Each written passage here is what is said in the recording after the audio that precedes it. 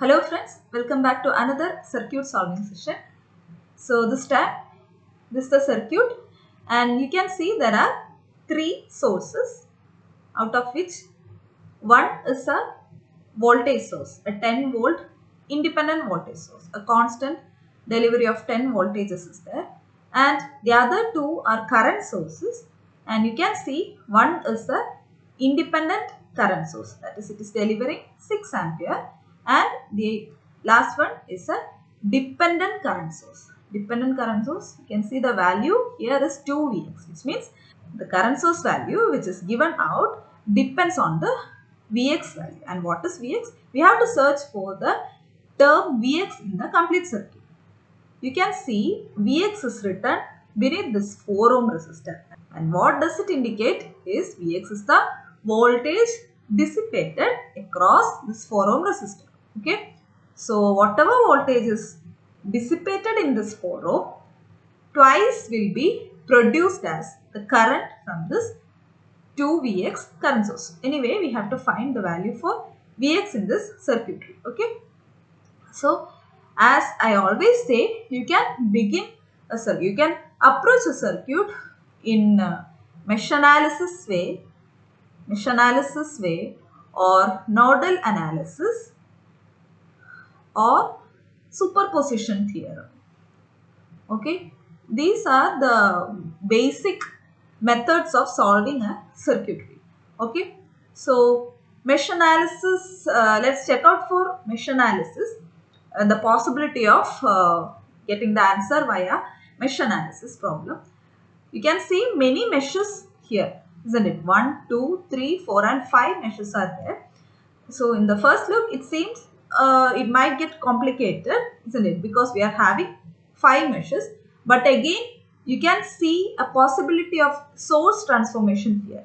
See, there is a combination of parallel 6 ampere current source and a resistor. Here also, you can see a current source and a resistor. Never mind whether it is dependent or independent. If it is a current source connected parallel to a resistor, you can definitely go for a source transformation technique, which means this can be replaced to a single arm of voltage and resistor. Again, this can be replaced with a single arm of resistor and voltage. Okay, and here this time, since you have a dependent current source, you have to draw a dependent voltage source. Positive will be in the arrowhead side, that is positive minus. So this will be the voltage source. Anyway, two meshes will be thus cut short to a single arms, isn't it? Two single arms, and in between you will have the 10 volt source and 4 ohm resistor. So you can see the complete 3 meshes is converted to a single mesh. So there is a chance of mesh analysis, or mesh analysis could be easier. Anyway, here also this 2 and 5 can be reduced using this resistor reduction method, and here also these 2 meshes will be reduced to a single one. So there is a possibility of mesh analysis technique to be easier to solve this circuit. Okay, and for nodal analysis again, you can go for nodal analysis also. Let's check the possibility. For nodal analysis, you need the nodes to be pointed out, right? Nodes means it is okay if you have node at this point and also at this point. Let's name it as A and B, and in between this node A and B you will have this Vx, isn't it? But again, see the number of current branches branching out of this A and out of this B. You can see 1, 2, 3, 4, isn't it? Again 2 and 5 can be reduced, isn't it? 2 into 5 by 2 plus 5, that is 10 by 7 is the net resistor. Anyway, still you have 4 current. And also in the node B, you can again see 4 current branching out, isn't it?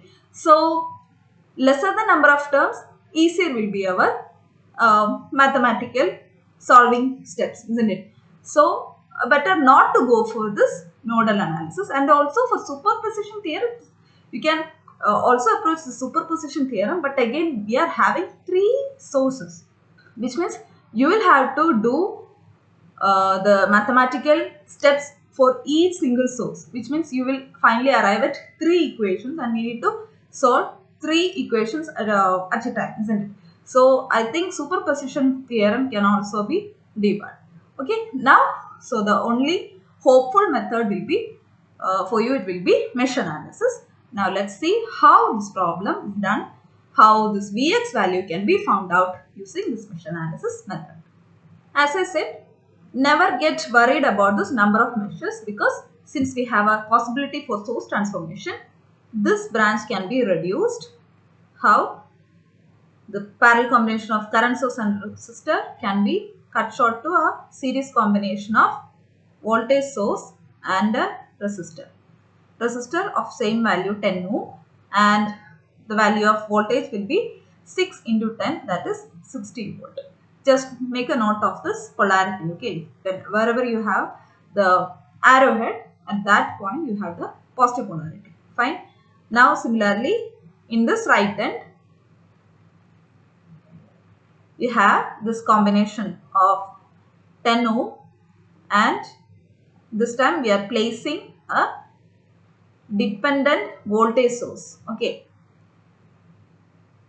Plus minus, value will be 10 ohm and 10 into 2 Vx, which is 20 Vx. Fine. Now let's draw what is in between.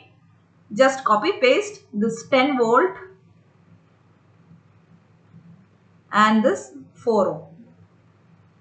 Always make a note, Vx is the voltage drop across 4 ohm resistor. Okay. Now let's reduce this 2 ohm and 5 ohm. It is a simple parallel combination of 2 ohms and 5 ohms, which is 2 into 5 divided by 2 plus 5, 10 by 7 ohms. I am going to connect it here, 10 by 7. So ultimately, now let's count the number of meshes you have. You have a big I1 loop and I2 loop. Fine. Okay. Now let's write the KVL equations for both meshes, isn't it? For mesh 1, starting from the 60 volt, we are hitting a negative terminal. So negative 60 plus 10 I1, and then we come across this negative polarity of 10 volt. So negative 10, and then comes the 4 ohm. 4 ohm is under 2 currents, isn't it? I1 and I2. Now since we are focusing on this I1 loop, it is just I1 minus I2 plus 10 I1 plus 20 Vx equal to 0. Fine. So for some components we are writing the value as such, and for resistors and all we are multiplying with its current value, isn't it? Because the resistor into current only gives us the voltage. But for the 60 volt and 10 volt 20 Vx, they just reflect the voltage value, which is why we are just writing it down, okay, as such. Now,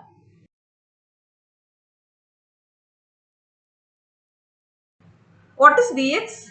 Vx is the voltage drop across this 4 ohm resistor, isn't it? So again, I can write this Vx as, see, the current across 4 ohm is I1 minus I2. Replace it over here.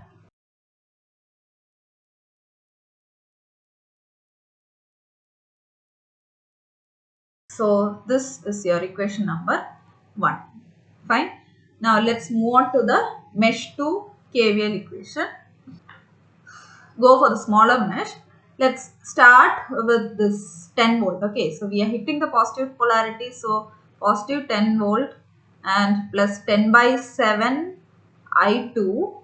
Next is the 4 ohm. So plus 4 into net current is I2 minus I1, since we are writing the equation for mesh 2, let's dominate this I2 value is equal to 0. Okay, so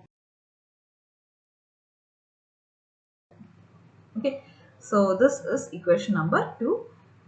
Two equations, two unknown values. Let's find out using calculator. Thus, your values are I1 is equal to negative 2.01 ampere and I2 is negative 3.325 ampere. So, what is the equation for Vx? Vx is 4 into I1 minus I2, that is 5.26 volt. So, it's only the decision that you arrive at on seeing a circuitry. Okay, whether you should go with a mesh analysis or nodal analysis or a superposition theory. Superposition theory is very rare that we choose for. Basically, you will either go for mesh analysis or nodal analysis for sure. Okay, so that's it. It's very simple to solve this kind of problems. Okay, anyway, you can try out the other methods just to verify this 5.26 volt. I think I'll get you with another video verifying this answer. So that's all. If you like the session, please do like, share and subscribe the channel. Till we meet in the next class, this is Meenu signing off. Thank you and take care.